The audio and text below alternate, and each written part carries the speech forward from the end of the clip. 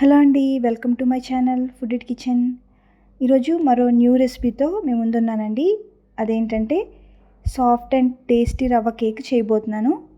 మనం ఎన్ని different cakes తిన్నా సరే రవ్వతో చేసే కేక్ టేస్టే వేరు కదండి. చాలా బాగుంటుంది. ఒక ముక్క తిని ఆగలేమన్నమాట, ఎందుకంటే దాని యూనిక్ టేస్ట్ అలాంటిది. అయితే మరి మనం రవ్వ కేక్ అనగానే బేకరీ నుంచి తెచ్చుకొని తింటూ ఉంటాము. ఇంకా బయట కొనాల్సిన అవసరం లేదండి. బేకరీ స్టైల్లోనే ఈ రవ్వ కేక్ని ఇంట్లోనే చాలా ఈజీగా తయారు చేసేయచ్చు. మరి ఆ రవ్వ కేక్ని ఎలా ప్రిపేర్ చేయాలో చూద్దాం. Let us start. First cake మౌల్డ్ని తీసుకుని ఆయిల్ కానీ నెయ్యిని కానీ అప్లై చేసుకోవాలి. మీకు ఇంట్లో కేక్ మౌల్డ్ లేకపోతే కనుక ఇలాంటిది అల్యూమినియం ఒక బౌల్ తీసుకోండి. అది లేకపోతే స్టీల్ బౌల్ని కానీ మీరు యూజ్ చేసుకోవచ్చండి. ఇలా ఆయిల్ అప్లై చేసిన తర్వాత దానిపైన బటర్ పేపర్ని ఉంచాలి. బటర్ పేపర్ పైన కూడా మరొకసారి ఆయిల్ని అప్లై చేసుకోవాలి.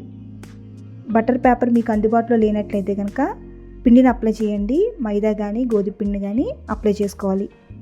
ఇలా కేక్ మౌల్డ్ని రెడీ చేసి పక్కన ఉంచుకోండి.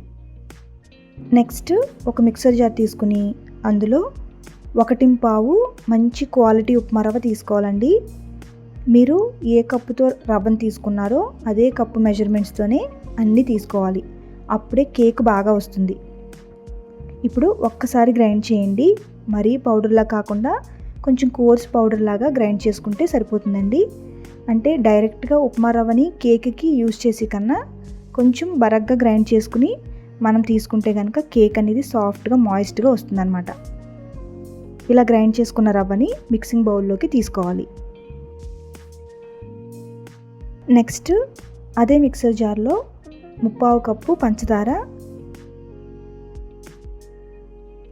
1/2 కప్పు సన్ఫ్లవర్ ఆయిల్ లేదంటే బటర్ని కానీ మీరు వేసుకోవచ్చు.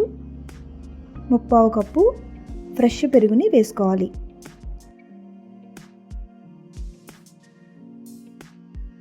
ఇప్పుడు వీటిని కూడా క్రీమీ టెక్స్చర్ వచ్చేలాగా గ్రైండ్ చేసుకోవాలండి. ఇలా క్రీమీగా వచ్చిన తర్వాత దీన్ని రవ్వలో వేసేసుకోవాలండి.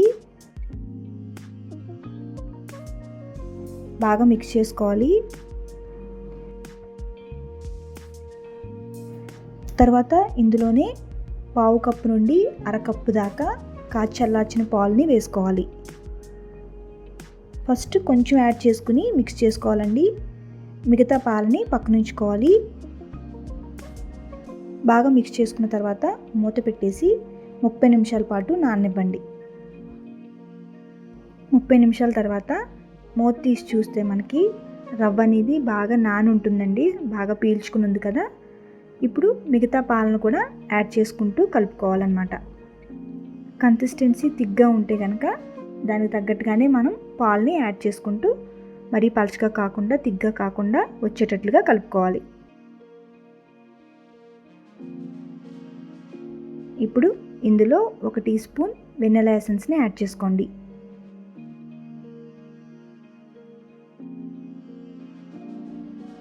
తర్వాత ఈనో ఫ్రూట్ సాల్ట్ వేస్తున్నానండి. ఒక ప్యాకెట్ మనకి బయట దొరుకుతాయి ఇవి. ఇది యాడ్ చేసుకోవాలి. ఇదేంటంటే మనకి బేకింగ్ పౌడర్ బేకింగ్ సోడాకి బదులుగా అనమాట. ఇవి రెండూ లేనివారు ఈనో ఒక్కటి వేసుకుంటే సరిపోతుందండి. సేమ్ మనకి బేకింగ్ పౌడర్ బేకింగ్ సోడా వేసుకుంటే ఎలా అయితే వస్తుందో కేక్ అంతే సాఫ్ట్గా మాయిస్ట్గా వస్తుంది. ఒకవేళ మీ దగ్గర బేకింగ్ పౌడర్ బేకింగ్ సోడా రెండు ఉంటే కనుక baking powder 1 teaspoon baking soda 1/2 teaspoon వేసుకోండి.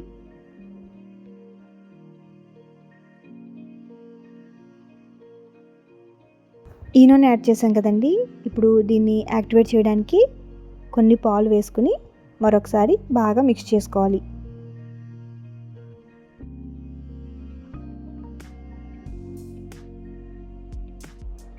లాస్ట్లో డ్రై ఫ్రూట్స్ కానీ టూటీ ఫ్రూటీని కానీ తీసుకుని కొంచెం అందులో మైదా కానీ గోధుమ పిండి కానీ 1 టీ స్పూన్ దాకా తీసుకోండి.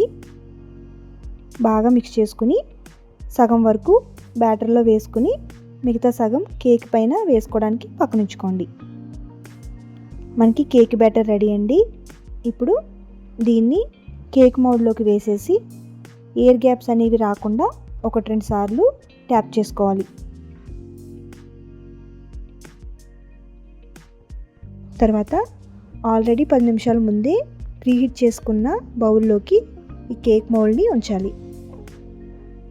ఇలా స్టాండ్ ఉంటే స్టాండ్, లేకపోతే చిన్న బౌల్ని రివర్స్లో తిప్పి కానీ మీరు స్టాండ్ లాగా పెట్టుకోవచ్చండి. ఇలా స్టాండ్ పైన కేక్ మౌల్డ్ని జాగ్రత్తగా పెట్టాలి. ఇప్పుడు మూత పెట్టేసి లో ఫ్లేమ్లో 30 to 40 మినిట్స్ దాకా బేక్ చేసుకోవాలి. మనం పెట్టే మూతకి హోల్స్ కానీ ఏమన్నా ఉంటే కనుక దాన్ని కవర్ చేసేయండి, ఆవిరి బయటకు పోకుండా. మధ్య మధ్యలో చూస్తూ ఉండాలండి కేక్ని. ఇలా కొంచెం పొంగిన తర్వాత మిగిలిన డ్రై ఫ్రూట్స్ని కూడా పైన వేసేసుకోవాలి. ముందే వేసేస్తే ఏమవుతుందంటే కిందకి పోతాయండి అవి, అంటే పైకి పొంగుతూ ఉంటే ఆటోమేటిక్గా డ్రై ఫ్రూట్స్ అనేవి లోపలికి వెళ్ళిపోతాయి కదా, అందుకోసం కొంచెం పొంగిన తర్వాత డ్రై ఫ్రూట్స్ని యాడ్ చేసుకుంటే బాగుంటుంది.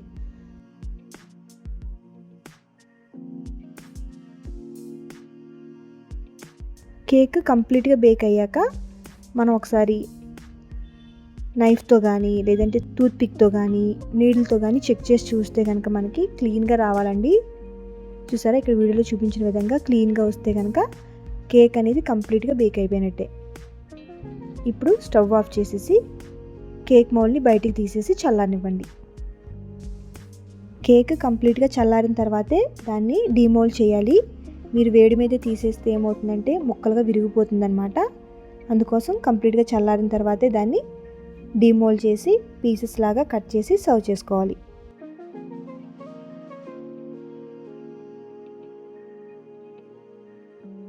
చాలా ఈజీ కదండి. చిన్న చిన్న టిప్స్ పాటిస్తూ బేకరీ స్టైల్లోనే ఇంట్లోనే రవ్వ కేక్ని తయారు చేసేయచ్చండి చాలా ఈజీగా. మరి మీకు ఈ రెసిపీ నచ్చినట్లయితే కనుక తప్పకుండా ట్రై చేయండి. వీడియో నచ్చినట్లయితే లైక్ చేయండి, షేర్ చేయండి. మళ్ళీ నెక్స్ట్ రెసిపీతో వస్తానండి. అంతవరకు సెలవు, నమస్తే.